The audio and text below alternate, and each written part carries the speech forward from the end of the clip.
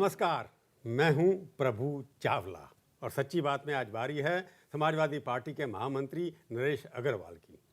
आपका स्टूडियो में बहुत बहुत स्वागत है। बहुत बहुत धन्यवाद। आपकी पार्टी की सेहत कैसी है? पार्टी के सेहत आपका रंग तो अच्छा लग रहा है, पर पार्टी का रंग ढीला लग रहा है। हमारा रंग हरदम अच्छा रहा, हमारा रंग कभी खराब नहीं रहा। ये उत्तर प्रदेश की जनता को मैं इस बात के लिए बधाई दूंगा कि मेरा रंग उन्होंने नहीं, आपका नहीं, आपकी पार्टी की बात कर रहा हूँ। हमारा पार्टी का भी रंग बहुत अच्छा है। हमारे मुख्यमंत्री की जितनी अच्छी छवि है, शायद जितनी पार्टी लड़ रही होंगी उसमें किसी नेता की उतनी अच्छी छवि नहीं होगी। मुख्यमंत्री की छवि खराब करने के लिए आपकी पार्टी में ही बहुत लोग हैं। हाँ, मैं तो कहूँगा कि जिसे क्षेत्रीय पार्टी कहते हैं उसमें मुलायम सिंह यादव इतना बड़ा नेता नहीं मिलेगा कि क्षेत्रीय पार्टी एक व्यक्ति के नाम पर जो पार्टी बनी हो, उस पार्टी के अंदर डेमोक्रेसी है, सबको बोलने की आज़ादी है। तो उससे मुख्यमंत्री की छवि खराब करते रहो आप। अब वो किसी के खराब करने से किसी की छवि नहीं खराब होती है। आपके ये एक जनता है, सब जानती है। पार्लियामेंट्री बोर्ड के मेंबर हैं, उनका नाम है माननीय आजम खान जी।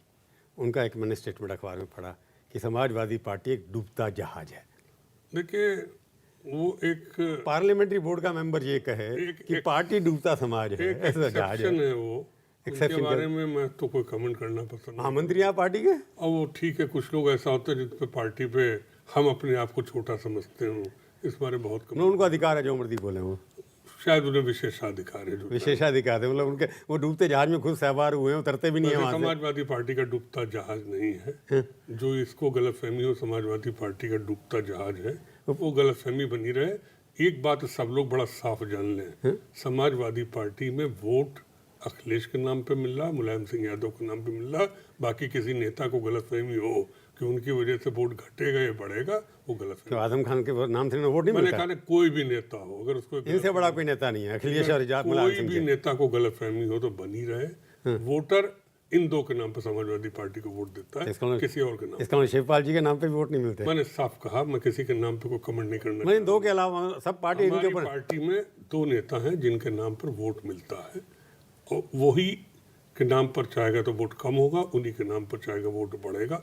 बाकी कोई तीसरा सोचे कि हम स्टेट बैंक के घटा देंगे, मेरी वजह से वोट बढ़ घट जाएंगे, ये गलतफहमी है हम सबकी, यहाँ तक मेरी भी गलतफहमी। तो डूबते जहाज में वो क्यों बैठे हैं जब उनको डूबता लगता है? अब किसी को डूबता जहाज लगे, हमें तो तैरता जहाज दिखाई दे रहा। आप कह रहे हैं बाप बेटे के नाम से वोट मिलेंगे, आप भी कांग्रेस की तरह हो गए, माँ बेटे के नाम से वोट मिलते हैं, यहाँ बाप बेटे के नाम से। मैंने कहा ना, जैसे कुछ पार्टियां जयललिता के नाम पर वहाँ वोट मिलता है, तमिलनाडु करुणानिधि के नाम, ममता जी के नाम से वहाँ वोट मिलता है, बिहार में नीतीश और लालू जी के नाम पर मिला। तो ऐसे हम क्षेत्रीय पार्टियों का यहाँ से मुलायम सिंह जी और अखिलेश यादव के नाम पर वोट मिलता है। मतलब परिवार के नाम से वोट मिला ना? परिवार नहीं। अब देखिए, कोई के परिवार में ज्यादा लोग हों और राजनीति में लोग पसंद करते हों, तो उसे परिवारवाद कैसे कहा जा सकता? अगर जनता स्वीकार करती किसी को, तो मैं कहूँगा उसको परिवारवाद की डेफिनेशन में नहीं लाना चाहिए। बैकडोर से अगर लाया जाए तो परिवारवाद माना जाएगा। चुनाव जीत के लोग आए हैं, इसलिए लोगों ने का विश्वास प्राप्त है। खाली परिवार के लोग ही जीतते हैं, बाकी सब हार जाते हैं आपके यहाँ। ये उत्तर प्रदेश की जनता का विश्वास है। अभी पार्लियामेंट के चुनाव में हम सिर्फ परिवार ही जीते। परिवार में विश्वास रखा, बाकी नहीं कैंडिडेट पे विश्वास रखा। तो ये एक उत्तर प्रदेश का अलग नजरिया है। क्योंकि मैंने अभी एक लिस्ट देखी अखबार में छिपी कि 40 ऐसे यादव हैं जो रिश्तेदार हैं, जो हर पदों पर बैठे हुए हैं, चाहे मुख्यमंत्री हो, चाहे पार्टी के अध्यक्ष हो, चाहे जिला परिषद हो। इस तरह के 40 लोग हैं, केवल यादव हैं जो परिवार में हैं। देखिए, भतीजा, भांजी, जीजा, साला सब। प्रभु जी, जैसे हम अग्रवाल जात में पैदा हुए, अब अगर वैश्य कोई नेता भी हो जाएगा तो दूर से हमारा रिश्तेदार निकल ही आएगा। कल हम ही कोई ऐसे पद पर बैठे होते जहाँ पर हम पर परिवारवाद का आरोप लगता, तो तमाम ऐसे हमारे भी ढूंढ लिए जाते रिश्तेदार, भतीजा है, साला है, जीजा है, कोई फूफा है, कोई ताऊ है। तो ऐसे ये तो आरोप लगाने पे ये आरोप लगता है। ममता जी के भी कई लोग हैं जो ममता के रिश्तेदार कहलाते हैं। उनके भाई का हुआ, कभी उनका थोड़ा, पर इसमें तो 40 के 40 नजदीकी रिश्तेदार है ना। चलता है। सांसद तो आपके हैं ही सारे रिश्तेदार आपस में, वो तो है ही, चाहे भतीजा हो, चाहे भाई हो, चाहे परिवार के सदस्य, उन्हीं पे वो बिल्कुल मतलब खून के रिश्ते वाले हैं 5-6 लोग। नेताजी हो, चाहे डिम्पल हो, चाहे बदायूं वाले हमारे हों, चाहे रामगोपाल जी का लड़के हो, और चाहे तेजू हो, धर्माई, तेजू, सब चुनाव लड़के हैं। सब लड़के हैं, सब जीता है चुनाव। उन कठिन परिस्थितियों में जीता है जब उत्तर प्रदेश पूरी तरीके से समाजवादी पार्टी हार गई। क्यों लगता है इसमें ये कि हर पार्टी के अंदर परिवारवाद बढ़ रहा है? आप भी अपने बेटे को चुनाव में लाना पसंद करेंगे, कि और नेता है वो भी अपने बच्चों को लाना पसंद करते हैं। ये एक बिजनेस की तरह हो गया कि मेरे बाद मेरा पुत्र या मेरी बेटी। लेकिन जो हमारी वजह से बना है, तो जनता विश्वास हम ही में करेगी, हमें में बचेगी, मतलब हमारे फिर परिवार में विश्वास करेगी। और डॉक्टर का बेटा डॉक्टर बन जाएगा, वकील का बेटा वकील बन जाएगा, जज का बेटा जज बन जाएगा, पत्रकार का परिवार भी पत्रकार बन जाएगा। लेकिन अगर नेता का परिवार का कोई नेता में आ जाएगा तो उसको परिवारवाद कहा जाए, फिर वहाँ परिवारवाद क्यों? भाई डॉक्टर चुनने का अधिकार तो मेरे पास नहीं है, तो एग्जाम पास होता है, उसमें मेरिट पे आता है। यहाँ तो आपने नॉमिनेट कर दिया अपने बेटे को, चलो ये हो गया। ये कोई उसने परीक्षा पास की नहीं, जनता से बड़ा एग्जाम कहाँ पर है? किसी और को चांस दोगे तभी तो जनता जीतेगी ना। पार्टियां देती तो है चांस, क्यों नहीं जीतते? अगर हमारी पार्टी में विश्वास है, हमने दिया है, और जनता को परिवारवाद बुरा लग रहा तो जनता को हरा देना चाहिए। इसमें कौन सी बड़ी बात है? ये तो जनता के हाथ में। और बहुत से परिवार के लोग हारे, ऐसा नहीं, बहुत से लोगों ने परिवार चलाया, परिवार के लोग हारे। नरेश जी, एक बात उससे ये भी असर होता है ना कि परिवार के लोग अगर राजनीति में है तो फिर आपस में झगड़ा टांग खींचना शुरू कर देते हैं लोग। यहाँ आपकी पार्टी में भी हो रहा है। ये हमारे यहाँ डेमोक्रेसी ज़्यादा है, इस बारे नहीं, परिवार की वजह से हो रहा है ना कि मैं चीफ मिनिस्टर क्यों नहीं बना, फलाना क्यों बन गया, और ये क्या। और अपोजिशन कहना है कि आपके यहाँ तो 2.5 चीफ मुख्यमंत्री हैं, कोई कहता 3.5 मुख्यमंत्री हैं। ये सब अखिलेश जी ने खुद ही कह दिया कि ये हमारा ट्रेनिंग पीरियड समझ लीजिए। अगली बार हम जब चीफ मिनिस्टर बनेंगे तो जनता को पता लगेगा कि अखिलेश यादव कैसे चीफ मिनिस्टर है। तो आज के दिन में मानते हैं आप 2.5 चीफ मिनिस्टर हैं यहाँ पर? 2.5, 4, 5 कुछ भी लगा दीजिए, लेकिन हमारे मुख्यमंत्री जी की इतनी सादगी है कि उन्होंने कभी उफ नहीं किया और चीज़ों को, हर चीज़ को स्वीकार किया। सबसे छोटे हैं ना, इसलिए उनको, उनके पढ़ाई अच्छी जगह हुई, उनकी अपब्रिंगिंग अच्छी जगह हुई, वो किसी के खिलाफ बोलते नहीं हैं, बुरे शब्द नहीं बोलते हैं। तो शायद इसलिए कि शर्मा करके संस्कारी बच्चा जिसको बोलते हैं ना। मैं तो इसमें उनकी तारीफ करूँगा कि पिता के गुण सब उन्होंने पाए। नेताजी अपने मुंह पे अपनी बुराई सुन लेते हैं, जबकि आजकल नेता अपनी बुराई नहीं सुनते। मुख्यमंत्री जी अपनी बुराई सुन लेते हैं। अभी हमारे पार्टी के नेता ने कह दिया मुख्यमंत्री जी के सलाहकार ऐसे हैं।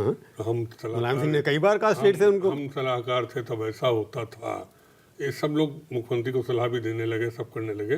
तो ये तो इनर डेमोक्रेसी है, इन सब चीज़ों को सुना जा रहा है। अब लगता नहीं कि मुख्यमंत्री हो, उसके फादर स्टेज पे जो पार्टी के राष्ट्रीय अध्यक्ष हैं, वो अपने मुख्यमंत्री बेटे को पब्लिक में एकदम डांटना शुरू कर दें, और शिवपाल जी अपनी जगह से कुछ करना शुरू कर दें, कोई और आ जाए वो अपनी जगह से कुछ करना शुरू कर दें।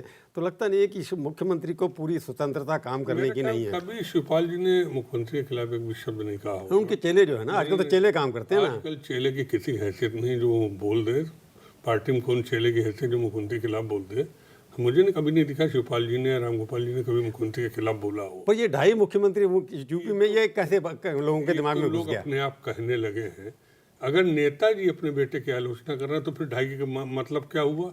अगर बाप बेटे की आलोचना कर रहा है, बाप बेटे को, उसको तो अधिकार राष्ट्रीय अध्यक्ष है, चलो मान लिया हमने बात। तो वही, और कौन बोलता? और किसी का नाम बता दीजिए जो मुख्यमंत्री के क्षेत्र में कहीं इंटरफियर करता हो। जो 2.5 कह दिया गया, कोई 3.5, कोई 4.5 कह देता है।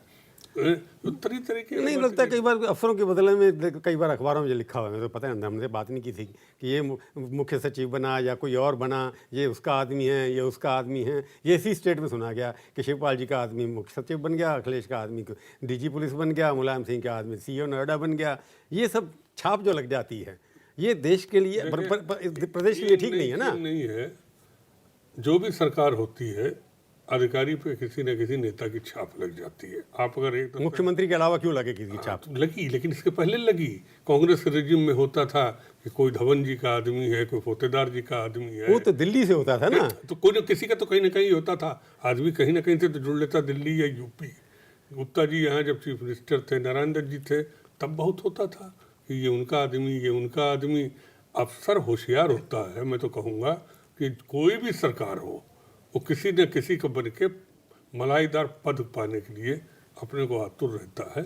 और इसी के मारे सब कहा जाता नहीं, अधिकारी सिर्फ मुख्यमंत्री का होता है और अधिकारी को लॉयल भी मुख्यमंत्री का होना चाहिए। नहीं होना चाहिए ना, पर देखा आपने, जब आप भी मानते हैं इस बार को कि जिस तरह से अफसरों की शाम को ऑर्डर होता है कि इसकी ट्रांसफर हो गई, रात को चाहे बदल गई, IPS ऑफिसर बदल दिए जाते हैं। नई चीज नहीं थी, लेकिन हाँ ये सही है। पिछले 6 महीने में 100 लोगों के ऐसे ऑर्डर हैं जो 3 बार बदले गए हैं। देखिए, इसको मुझे कहने में कोई संकोच नहीं है कि हमारे यहाँ कुछ अधिकारी इधर उधर भी अपनी लॉयल्टी करके पदों को लेने में नहीं चूके, उनको मिला भी।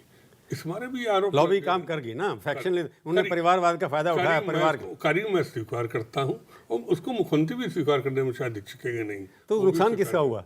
इससे नुकसान क्या होता है? अधिकारी के नाम पर न वोट मिलता है, और ना पर फंक्शनिंग जो होगी, वो अधिकारी जो अगर ठीक नहीं है, वो अगर गलत अच्छी जगह पे लगा दिया गया, जो आपने कहा मलाईदार जगह पे लगा दिया गया, तो मलाई खाने में रहेगा, काम में तो रहेगा ना इंटरेस्टेड है। कुछ देखिए, इतना बड़ा उत्तर प्रदेश है जहाँ 400-500 IAS हो, इतने 750 हैं, 700-800 मिला के, तो उसमें अगर 2-4 ने कर भी लिया, यहाँ वोट पार्टी के नाम पर मिलता है, लीडरशिप के नाम पर। हाँ, पर काम तो अफसरों के द्वारा होते हैं ना। लेकिन लोगों को लग रहा है कि अखिलेश यादव उत्तर प्रदेश को डेवलप करना चाहते हैं। लोगों को लग रहा है कि यंग चीफ मिनिस्टर वाकई में स्टेट में बदलाव। ठीक है, वो अखिलेश के नहीं आ रहा है। जब आप SHO है कि फ़ोन जाएगा या मुलायम सिंह के यहाँ से या शिवपाल के यहाँ से या किसी और यादव के यहाँ से, और SHO जो सेक्शन CO है हटा दिया जाएगा रातों रात, तो आपको लगता है ये ठीक नहीं है ना? ये ऐसा हो रहा है ना यहाँ पर? पहली बार नहीं हुआ, बहुत बार हुआ। सरकार की फंक्शनिंग में अगर मुख्यमंत्री को पता नहीं कि मैं अगर ये फैसला ले लिया, उसके ऊपर सब लोग इकट्ठे होंगे या बदलवा लेंगे। अगर ये ना हो तो आप कह देंगे डिक्टेटर अखिलेश है। ये भी तो बड़ा मुश्किल है पत्रकारिता में।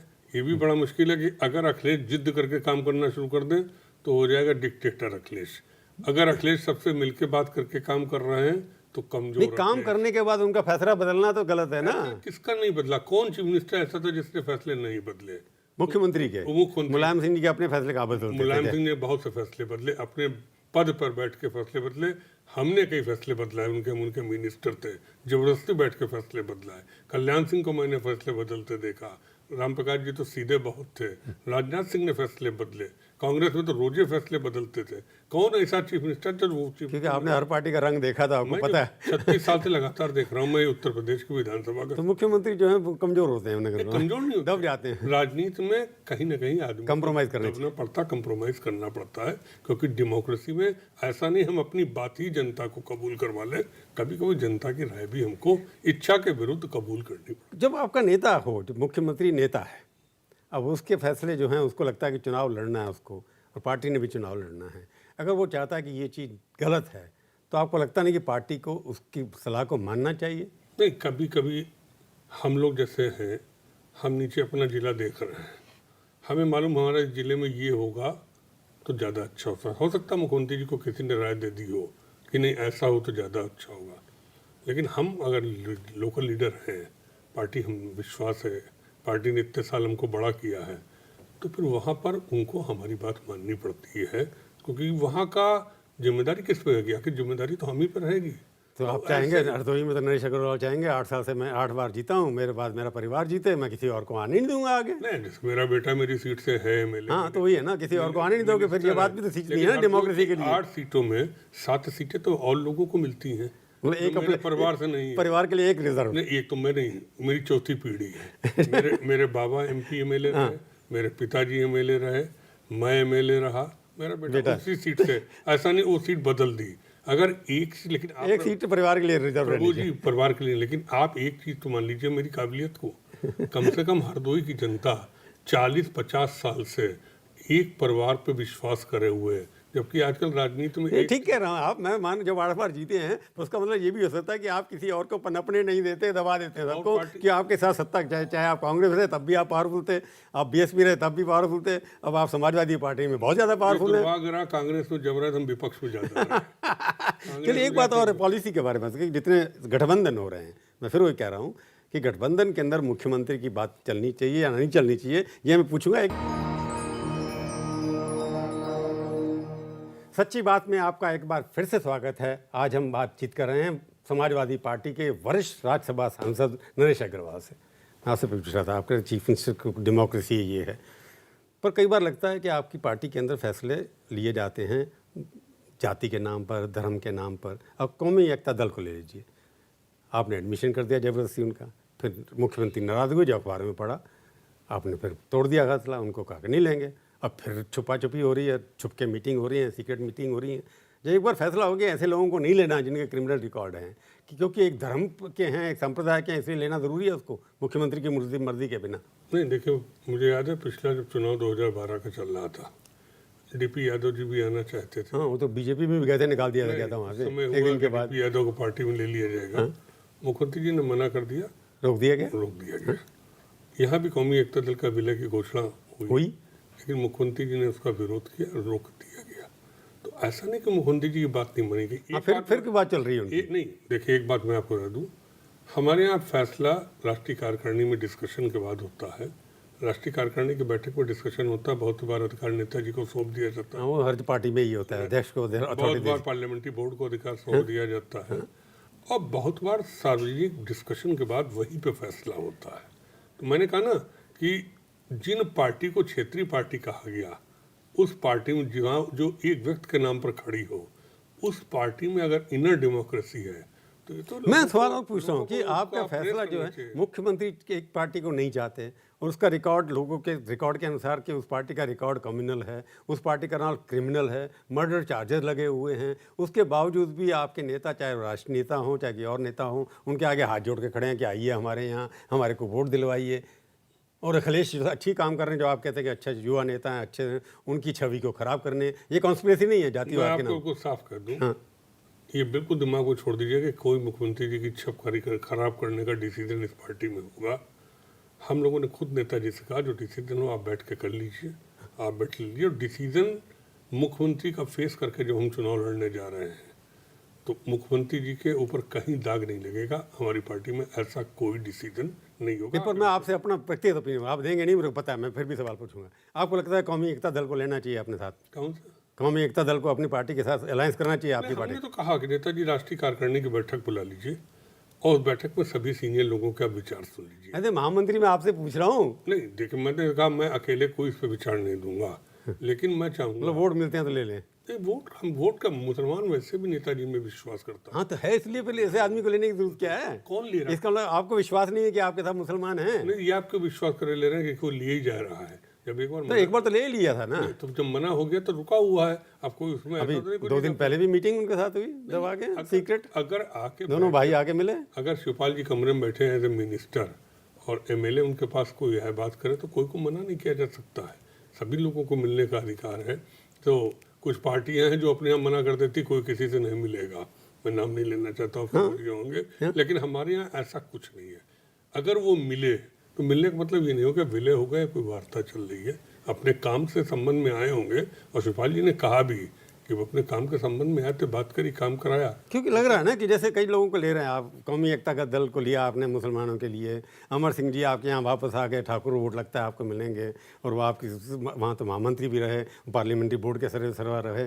तो ये लगता है कि जाति के नाम पे लोगों को ला रहे हैं आप एकदम। देखिए, हम अमर सिंह जी के लिए कोई कमेंट नहीं करेंगे, तो अभी खुद ही वो चुनाव लड़ चुके हैं, काफ़ी वोट पाए थे, तो आगरा से लड़े थे। तो किसके साथ कितना कौम है, जनता है, तो चुनाव में सब चीज़ें खुल जाती हैं। तो आपके साथ राज्यसभा में है वो, तो वो ठीक है, मैं उस बारे में कमेंट नहीं करूँगा, लेकिन मैं इतना आपको विश्वास दिलाता हूँ, अफवाहें चाहे जितनी फैलती रहें, मुख्यमंत्री की छवि पे कोई भी आँच नहीं आने दी जाएगी, मैं इतना कह सकता हूँ। नहीं, वो मैं आपकी बात समझ गया। सवाल ये है कि जब आप कुछ चीज करते हैं तो उसके पीछे ये क्यों लगता है कि समाजवादी पार्टी का मतलब यादव, मुसलमान और कुछ नहीं,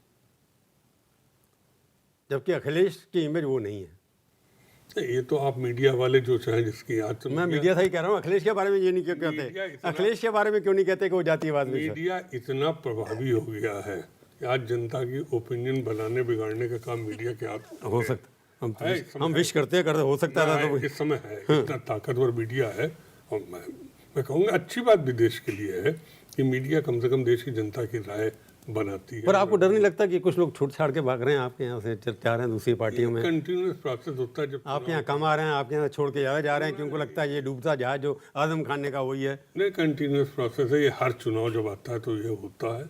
बहुत से लोग हमारे यहाँ आने के लिए वेटिंग लिस्ट में हैं। तो आप ले नहीं रहे? नाम नहीं बताना चाहता हूँ। कौन सी पार्टी से हैं? मुख्यमंत्री जी सभी पार्टियों से हैं उसमें। नहीं, बीजेपी के लोग आएंगे नहीं, उनको लगता है सत्ता में आ रहे हैं वो तो। हम ज़्यादा लेना भी नहीं चाहते हैं। क्यों? लेकिन और पार्टी वो तो आपके यहाँ आएंगे तो सेकुलर हो जाएंगे। नहीं, वो तो सेकुलर और कम्युनल की परिभाषा में बहुत ज़्यादा विश्वास नहीं करता हूँ। ये परिभाषा हम राजनीतिक लोगों ने बनाई है। एक जगह खड़े हो जाएंगे तो सेकुलर हो जाएंगे, दूसरी जगह तो कम्युनल हो जाएंगे। दिमागी सोच। कई बार ये होता है कि लगता है कि समाजवादी पार्टी सेंटर के अंदर हमेशा सरकार के साथ रहती है, चाहे वो कांग्रेस सरकार हो चाहे बीजेपी सरकार हो।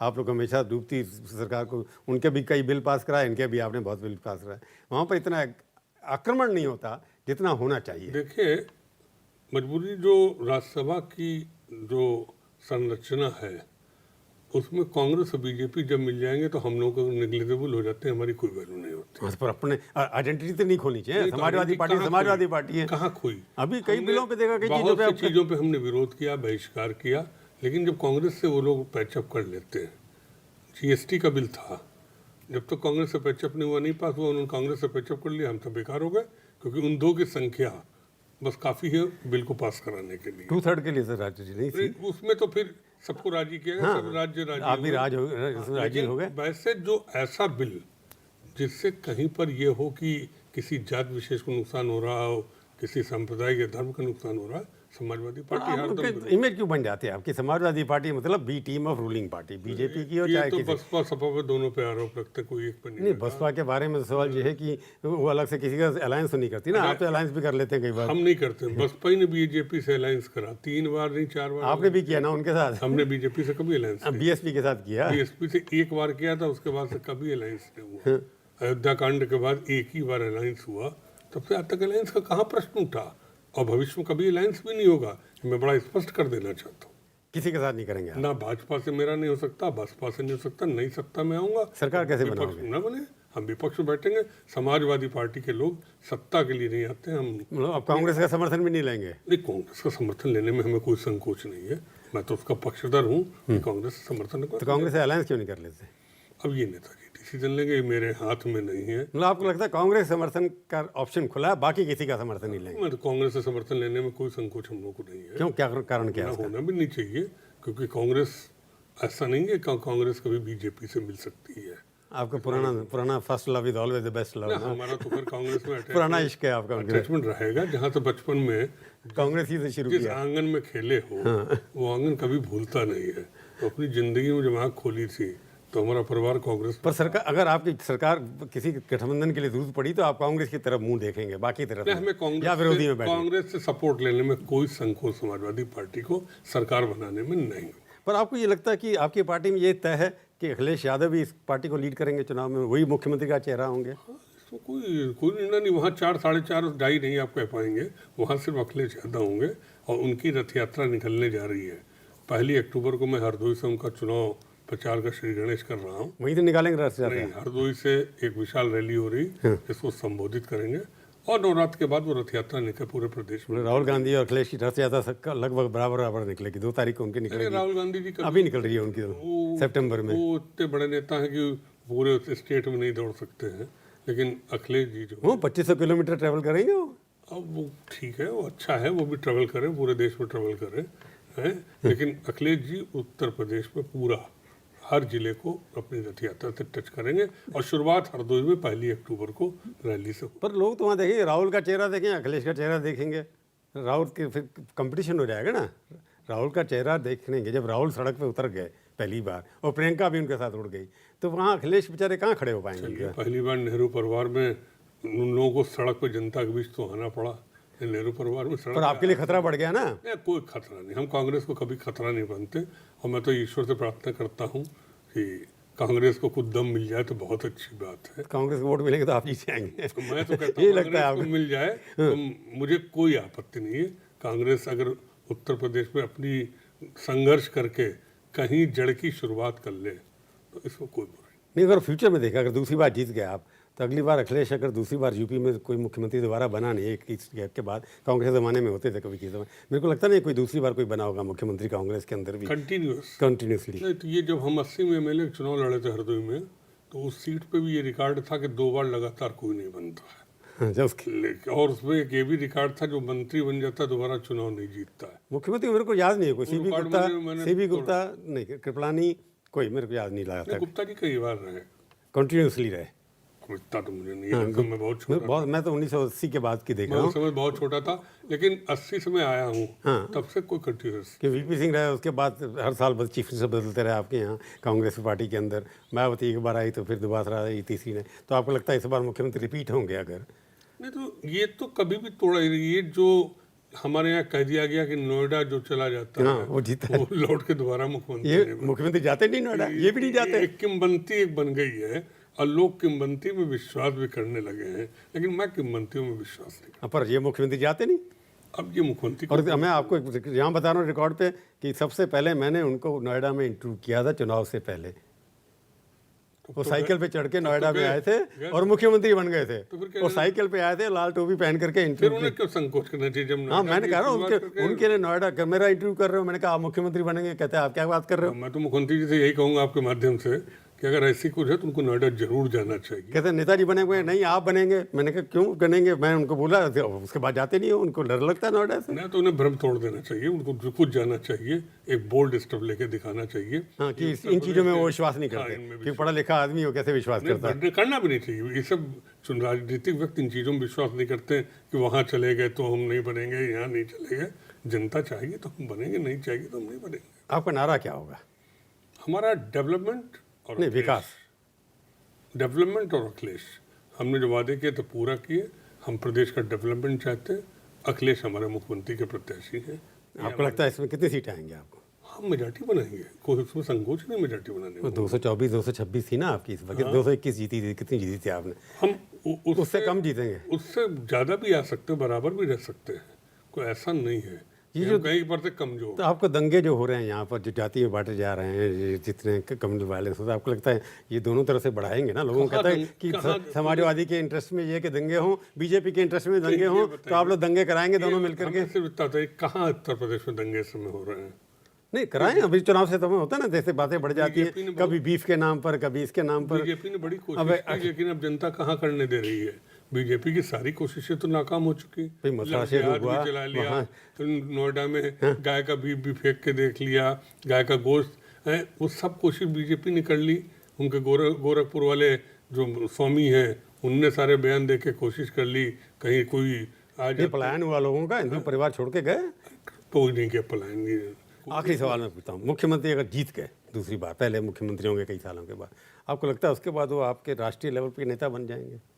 देखिए, एक तो अगर शब्द हटा लीजिए, अगर जीत के मुख्यमंत्री जीतेंगे, सरकार को सत्ता में लाएंगे। हाँ, राष्ट्रीय नेतृत्व तो हमारा मुलायम सिंह जी वो तो हैं, उसके बाद का भी तो नेतृत्व होता है ना। तो बन सकते, कोई दिक्कत नहीं है। वो जब दोबारा जीतेंगे, यूपी से दोबारा जीतेंगे तो ऑटोमेटिक राष्ट्रीय नेतृत्व उनका हो जाएगा। तो प्राइम मिनिस्टर कैंडिडेट हो जाएंगे वो?